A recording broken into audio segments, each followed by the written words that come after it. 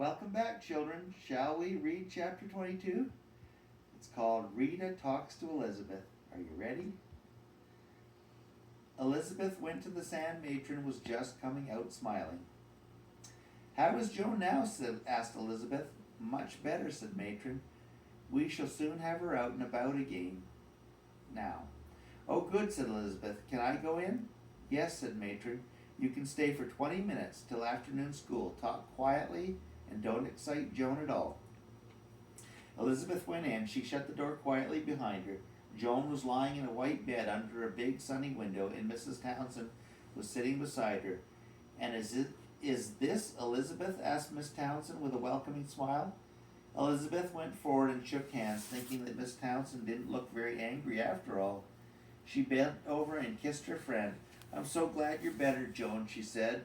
I do miss you. Do you really? Said Joan, pleased. I've missed you too. Come here, Elizabeth, said Mrs. Townsend, drawing Elizabeth to her. I want to thank you for your letter. I was so surprised to get it, and I know it must have been hard to write. Yes, it was, said Elizabeth.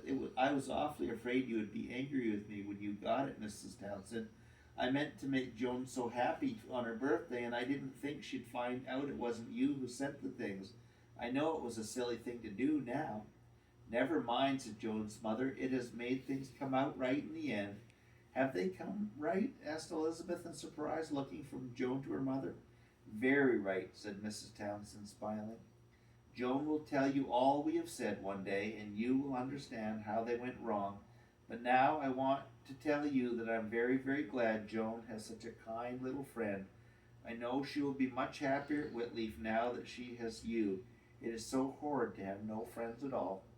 Oh, Elizabeth, I do so wish you were staying on at Whitleaf, sighed Joan, taking her friend's hand. Couldn't you possibly stay? Don't ask me to, Joan, said Elizabeth.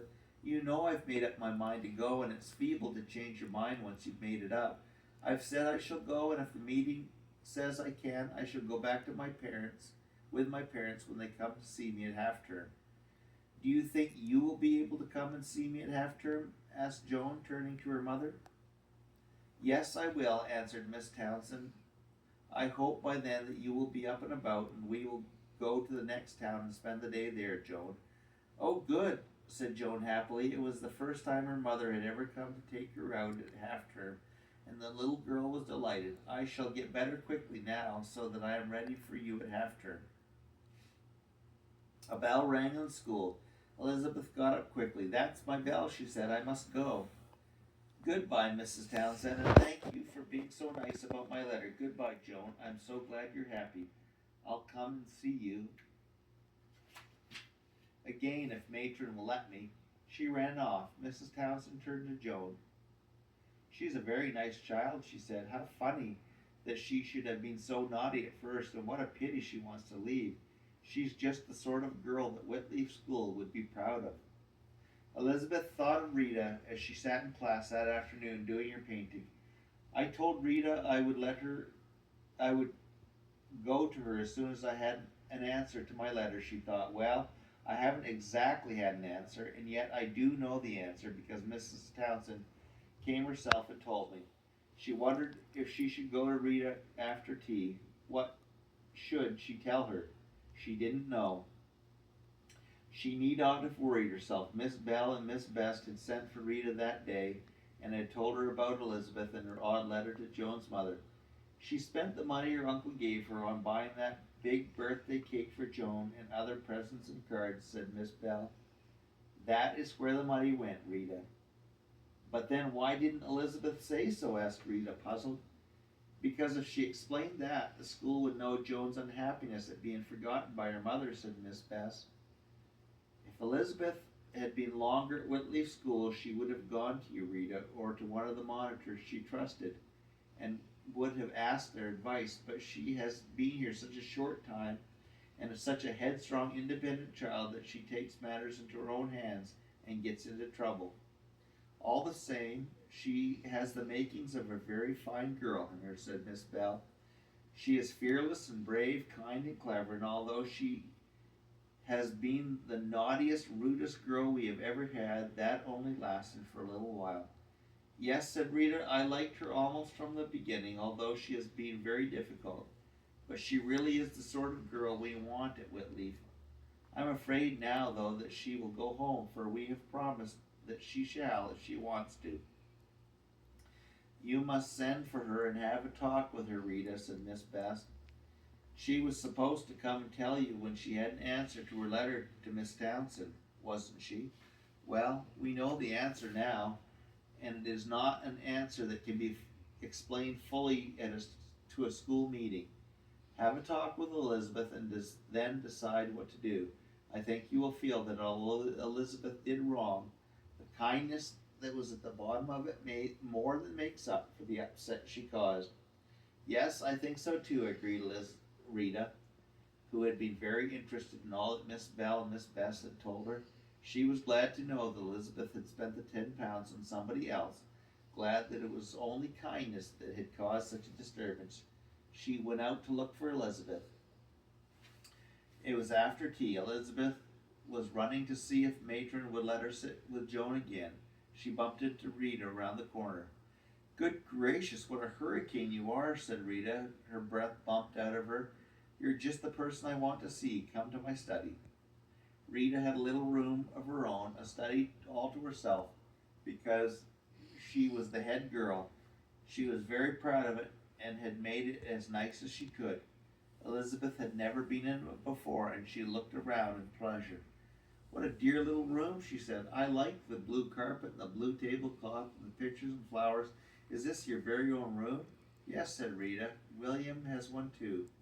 His is just as nice as mine. He is coming here in a minute. Have a sweet, Elizabeth?